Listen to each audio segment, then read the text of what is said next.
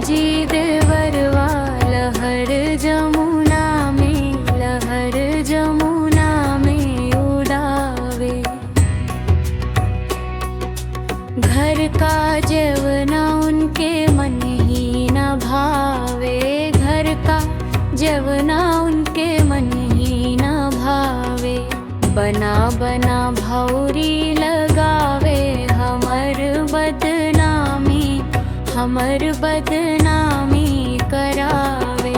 ऐसा मिला जी देवरवा लहर जमुना में उड़ावे।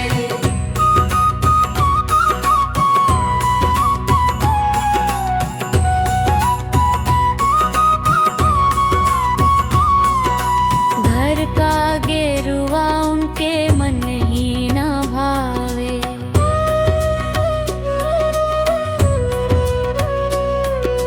घर का गेरुआ उनके मन ही न भावे, हमर बदनामी करावे।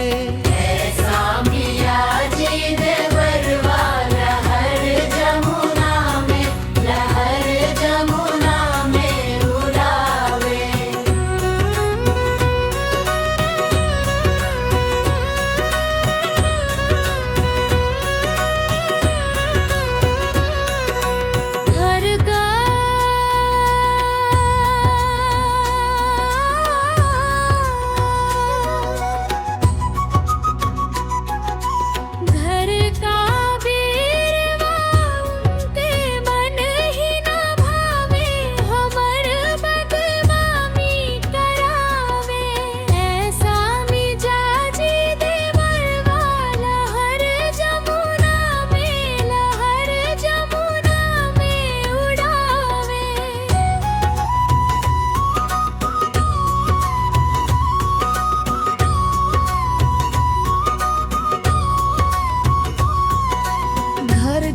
विवाह उनके मन ही न भावे, घर का विवाह उनके मन ही न भावे।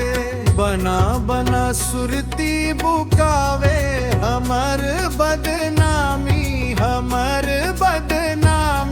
करावे।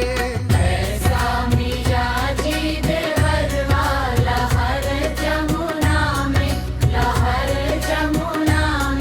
उड़ावे।